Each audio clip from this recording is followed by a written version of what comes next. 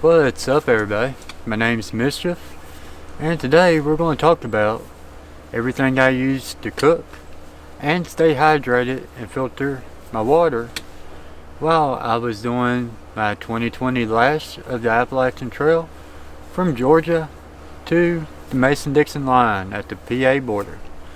So, let's get into it.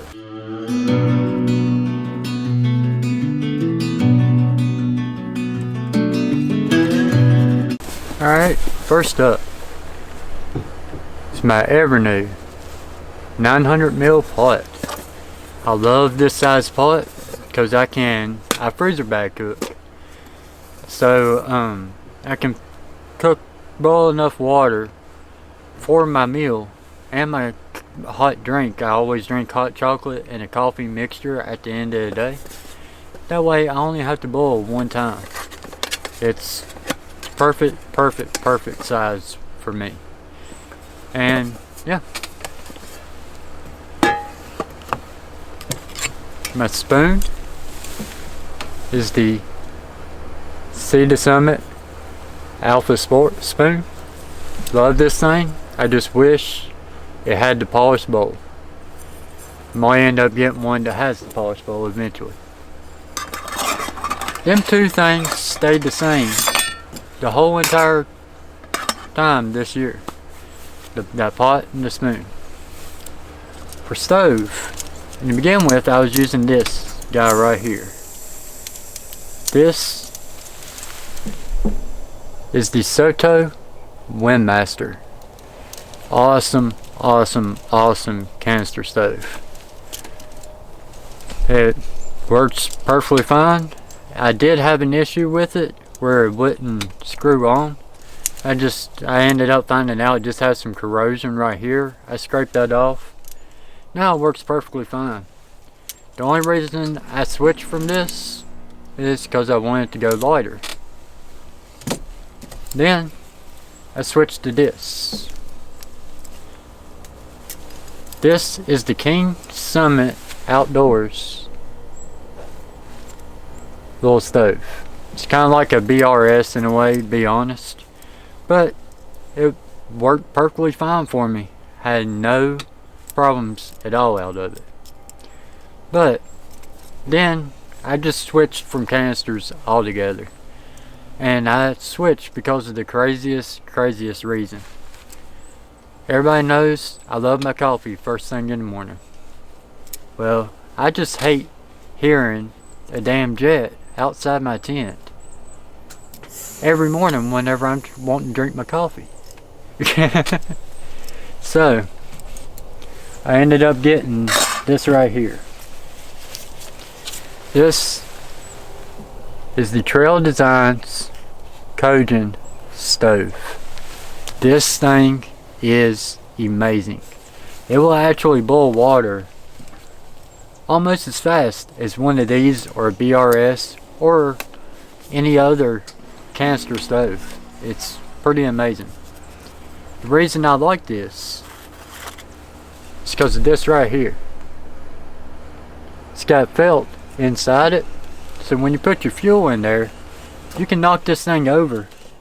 It's not going to catch anything on fire.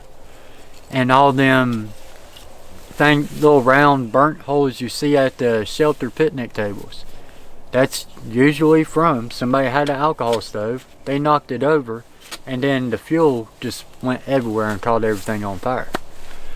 That can't happen with this. I've knocked it over 1,000,000 times just seeing what it would do. It just puts itself out. Now, I did have an issue with this. It was my fault. You're not supposed to put this lid back on and tighten it when it's still hot. Well, one morning I was half asleep. During my coffee, I was like, alright, I'm gonna go ahead and put my stove and stuff up. I put that on there, turned it. It was a little warm on my hands, so I left it sitting there. Well, that evening when I went to go get it out to cook, I couldn't get the lid off. My buddy Gary Collins, he was with me. That happened when I was coming out of Daleville. He took it home with him, gave me his canister set up, and he fixed it, and then the next time he met me there at the Ty River, he gave me this back, and I gave him his canister setup. And it goes with this. I'll set it up and show y'all here in just a minute.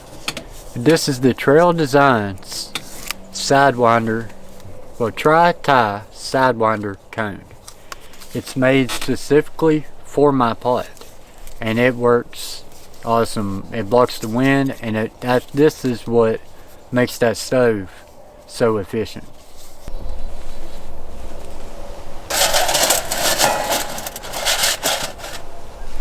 It's made specifically for this pot. Now I prefer to use yellow heat for my fuel. It just burns a little bit better than denatured alcohol for this stove setup. And I carry it in this 8-ounce flip top bottle from lightsmith.com. Awesome little fuel bottle right here. Like, it hasn't leaked or anything. It does have an O-ring inside here, so whenever you open it to put fuel in it and close it, be sure you keep up with that, or it will leak everywhere. But that's going to be my cook set for all my hikes coming up this year, next year, the year after that, year after that. I just love this setup, and if it breaks on me, I'll buy another one. The only time I will not be using it is if I'm not allowed on one of these trails I'm planning to do to not carry I have to have one of these. They won't allow alcohol, so I want to stay legal, and that will be the only time I will use a stove like this. As far as water goes, my filter of choice is this guy, the Sawyer Squeeze. Not the mini, not the micro, the original Sawyer Squeeze. Weighs 3 ounces. Flow rate's better, the flow rate stays better, and it's just it's not worth getting the little bit less weight ones whenever all you're doing is sitting there back flushing them all day long. But yeah,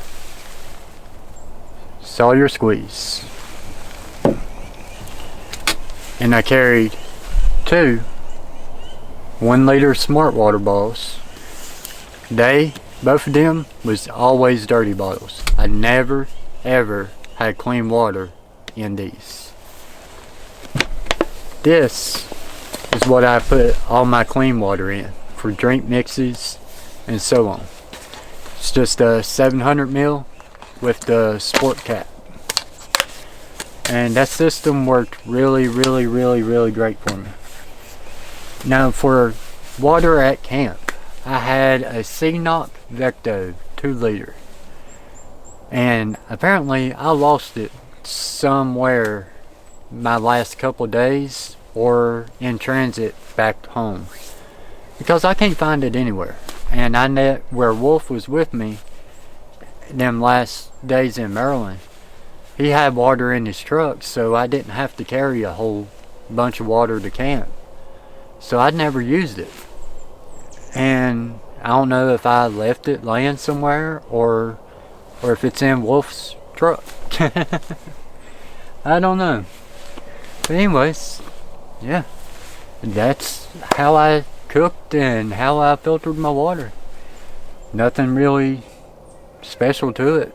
I mean, if you want to go canister, that's awesome.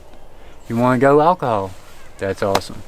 They both work really well, and they both have their own uses. Me, I just don't like hearing the jet engine taking off.